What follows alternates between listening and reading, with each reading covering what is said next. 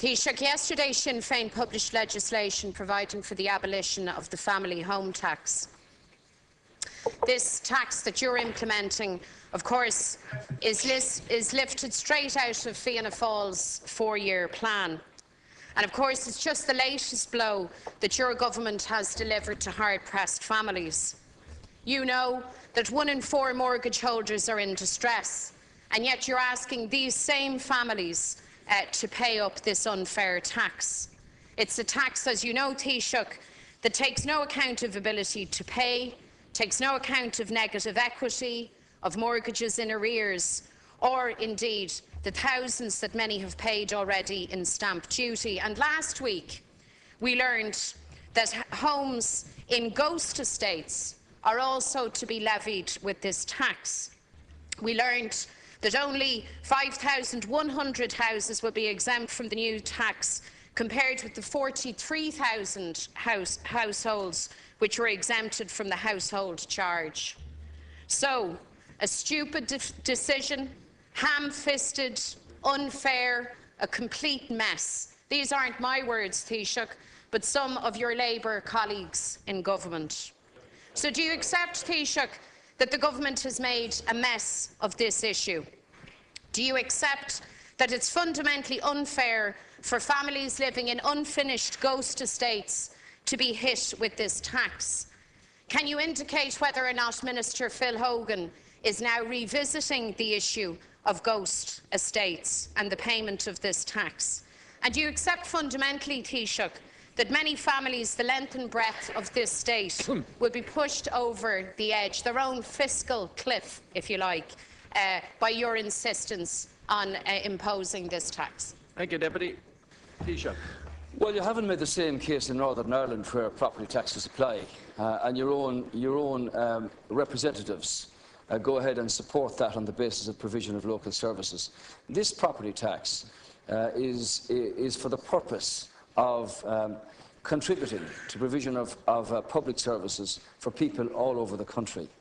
The property tax, as you're aware, the mechanics of this are being worked out by the Revenue Commissioners. Half is due in 2013 and a full payment in 2014. Letters have begun to be received by people in various parts of the country over the next number of weeks. I'd make the point to you, Deputy McDonald, that last year, in respect of the household charge of the €100, that there were blanket exemptions given to many housing estates, of which there were 43,000 mentioned. Of that 43,000, there were 20,000 of those houses that were empty, that were not lived in, and they were uninhabited. So it wasn't a true reflection of an exemption because there was nothing paid in respect of those houses. And of the remainder, there are 5,000 or 6,000 where works have been ongoing and remedial works have been carried out, which is a far more accurate assessment of who actually is liable for the property tax this year and next year. And you're aware of the fact that 65% of that will apply for the local areas in 2013. You're also aware, Deputy McDonald, that housing estates which were given blanket exemptions in respect of the household charge were in different sectors, different sections. You might have the front element of an estate finished, and middle section in an uncompleted state, and the back section not even started, whereas the entire estate might have been given an exemption in the first place. So Minister of State Sullivan clarified all of this last week in terms of up-to-date, accurate information, and there are opportunities for people who own these houses to contribute in a variety of fashions to the services to be provided in their own local areas. So it's not unusual for you to come in here and say this is, this is unfair and unjust, and yet you go up the road a few miles and you find it very fair and very just. Deputy McDonald. Well, Taoiseach, given that you refer to it so often, I would have expected you to do your homework and to familiarise yourself with the very significant difference between the system of rating in the North and the tax on the family home that you're proposing here. For instance, in the North, citizens don't pay for their bin collection. There's no suggestion of people paying for domestic water. People have provision of school books for children and so on and so forth. But I'm sure you know this. And you bounce this ball to try and distract from from your own shortcomings and the reality as it pertains in this state.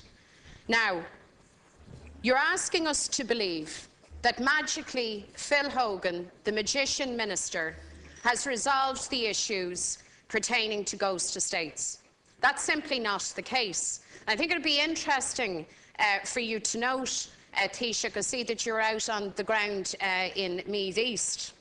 I'm sure if you'd taken the trouble to talk to very many people who live in these estates, they would set out for you very clearly that realities have not changed from one year to the other. But you're quite satisfied, as Taoiseach, to ask people who can't afford this additional tax, to ask people on welfare payments and on pensions to allow revenue to reach into their pockets. You're quite happy to preside over a situation where people living, in some cases, in little more than building sites will be asked to pay this tax. Thank you. So, your candidate in the current election says differently. She claims, on your behalf, I imagine, that Phil Hogan and government are going to revisit this issue, that you're going to look at the criteria again. I can only take from your response here this afternoon, Taoiseach, that the candidate in question has been misled on that score.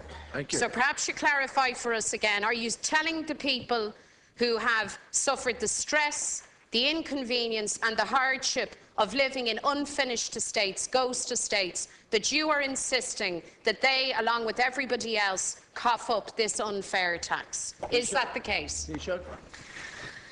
Well, you've attempted here to change the household charge into a property tax. That's the first lesson that you should look at, the shifting of the household charge to a property tax. They're different things. The second issue is that the refuse charge and the property charge here in the Republic will still be very much less than the taxes imposed in Northern Ireland, which are on average 3 times greater. So do your own homework on your own friends and supporters up there as to what they're actually paying. Thirdly, I'm not at all happy that you should know whether I'm happy or not about issues like this. You don't have to put words in my mouth at all. You've been doing that for years with other parties and other individuals. You don't speak for me, and you don't speak for the Fine Gael party. Just get that very clear. You don't speak for me, you don't speak for the Fine Gael party. I might say to you that last year, in respect of the household charge, the survey that was carried out in 2012 was purely and objectively based on the actual state of completion of a development. And it expressly included estates that were deemed by local authorities to be seriously problematic condition, regardless of whether a developer was on the site or off the site. And those were clearly exempted on the basis of that problematic condition. This year, a clear definition of seriously problematic estates includes issues such as installation and commissioning of public lighting, provision of drinking water supply, provision of wastewater collection, treatment and disposal systems, access road to at least a base course level, including where required provision for parking, and provision of access to the dwelling by a constructed footpath. These are issues where they apply now that are deemed to be seriously problematic. And it ill behoves you actually to cast aspersions on one of the most brilliant young candidates I've seen in any election, in candidate Helen McEntee. And I put it this way to you. She comes from a particular stock, and because we spoke so eloquently here of her late father, let me assure you that, but for his persistence and for his commitment, the issue of pyrite might never have seen the progress that it's made now. And hopefully, depending on the decision of the people of East Meath tomorrow, if Ms McEntee is elected as a government deputy, she will of course be quite entitled to lobby the Minister for the Environment in respect of these conditions for any estate in East Meath as might apply. And it's open to any government deputy or any deputy of the House to make a case in that regard. And I would hope that you might reflect upon the aspersions you cast upon somebody who is a brilliant young candidate with a very bright future.